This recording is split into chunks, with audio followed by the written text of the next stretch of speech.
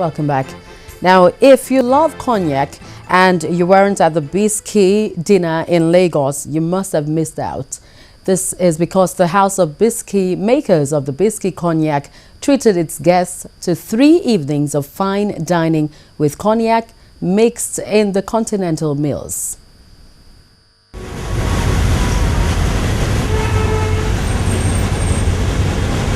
Walking in pairs, and the first port of call is the Bisy bar. A glass of the variant of Bisy cognac is a sure companion for the night. But before the later fun and more relaxation in this tent, guests feast. All right. I was made to understand that there's a chef from South Africa who's going to give us the best of, food, and I want to see the combination of food and the cognac. Wealth is not just about acquiring it, but it's all about the way you live. And this is what Bisy is out to achieve tonight, to show people how to live well. And I know that's something the Lagosians thrive on. The House of Bisy, makers of Bisy cognac, a French spirit, had launched into the Nigerian market last year. This dinner aims at introducing a new taste of Bisy cognac into meals prepared by an internationally recognized chef. There's an element of spice to all 3 of the courses. We've taken awareness of the fact that Nigerians love a little bit of fire in their food, and so we've tried to use that in our menus so that there'll be some elements that the local audience that we have tonight can identify with. I think it's a worldwide trend in terms of pairing, and I think it started in the wine industry, where they started, because there's so many different wines, be it there's dry, there is sweet, there's semi-sweet, there's a Merlot, a Pinotage. They started, pairing it. Cognac has always done it because of the taste profiles. So if you look at France, what they are doing, if you look at different areas of the world, pairing is a global trend. We are bringing that to Nigeria. At Bisy, during the second distillation, called bonne chauffe in French, or good heat, we are making a longer distillation. In average, it's about 15%. And we make this specific distillation in order to get more smoothness and more supple aromas. Though a coverage of the dinner wasn't allowed, the expectation is to make Bisy cognac a spirit of choice for the bourgeoisie. Loretta Chiogo, Channels Television News.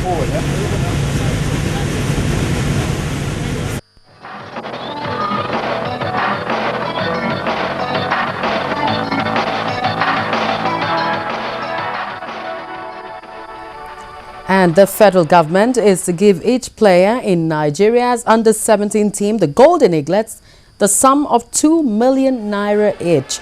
President Goodluck Jonathan made the announcement at a reception in the presidential villa in honor of the Golden Eaglets. The Golden Eaglets won the just concluded FIFA Under-17 World Cup in the United Arab Emirates. The financial reward is not limited to the players. The head coach of the team would be given the sum of 3 million naira, while the assistant coach the sum of 2.5 million naira. Speaking at the reception, President Jonathan said this is a golden era in Nigerian sports and assured that his administration would provide the enabling environment for the Golden Eaglets to thrive and be the best in the world.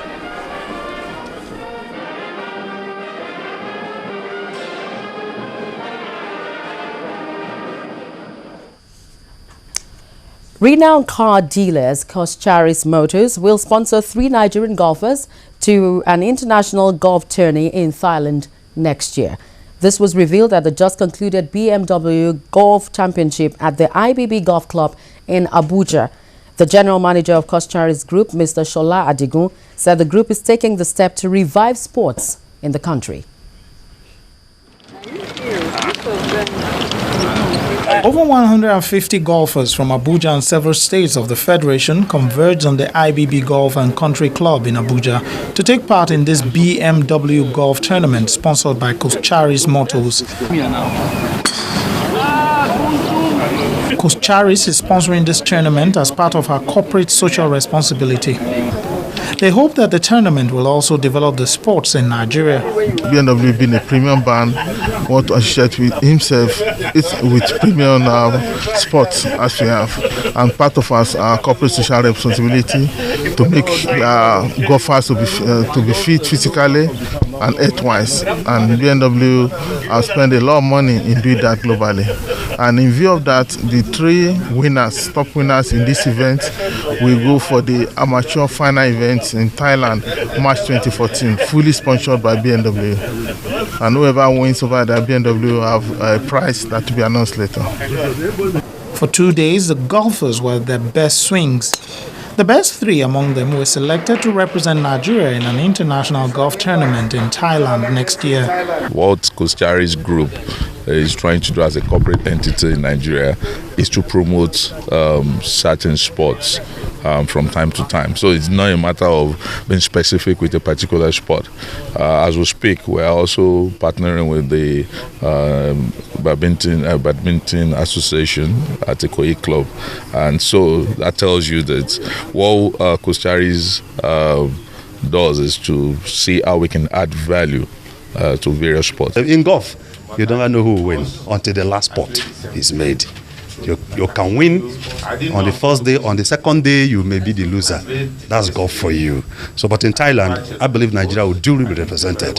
We will not put this BMW Nigeria in disrepute. We are going to make them to be proud of us. I love the game, and in golf, there's what they call cost management. So I use my sense, I use my brain that God gave me and my talent as a doctor. I apply it in golf. And I play the game, I manage the course, and every time they say I win. The tournament provided an opportunity for Costaris Group to display their BMW cars. The company also promised to support other sports. And more sports stories. Rafael Nadal confirmed his #1 status as he entered into the final of the prestigious season, ending ATP World Tour finals after powering past Roger Federer 7-5, 6-3. It is Nadal's 22nd win in 32 meetings with Federer and his first in 5 outings on an indoor court.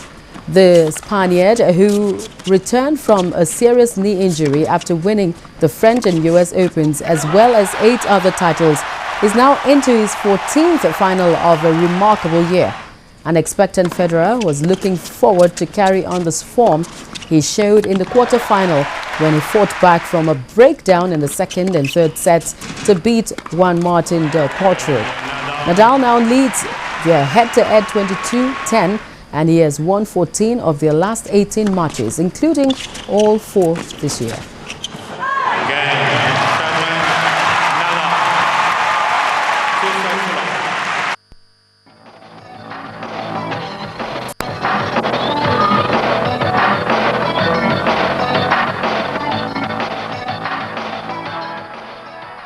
Now to some foreign stories. Authorities in the Philippines are struggling to bring relief to some of the areas worst hit by Typhoon Haiyan.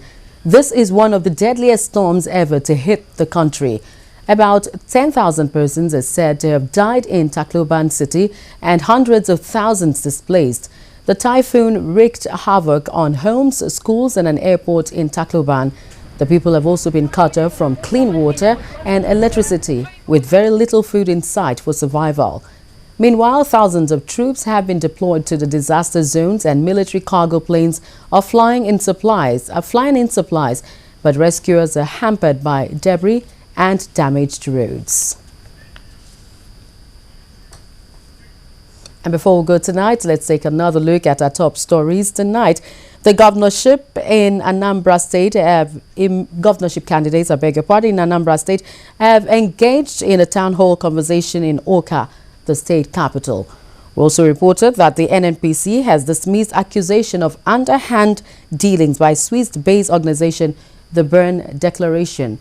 You also heard that SERAP has petitioned the United Nations over the alleged illegal detention of Mrs. Clara Chime, wife of Enugu State Governor Sullivan Chime. And also from the foreign scene, about 10,000 are feared dead in the Philippines following Typhoon Haiyan's deadly surge. And that's it on the news at 10 tonight. Thank you sincerely for watching. I am Loretta Chogo. Have a good week.